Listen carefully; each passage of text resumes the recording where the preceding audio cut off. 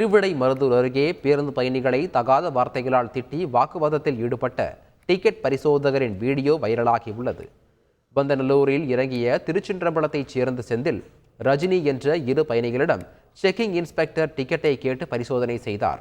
அப்போது அவர்கள் காட்டிய டிக்கெட் பழையது என கூறியதால் அவர்களுக்குள் வாக்குவாதம் ஏற்பட்டது. அப்போது பயணிகளை டிக்கெட் பரிசோதகர் தகாத வார்த்தைகளால் திட்டிய சம்பவம் பரபரப்பை ஏற்படுத்தியுள்ளது.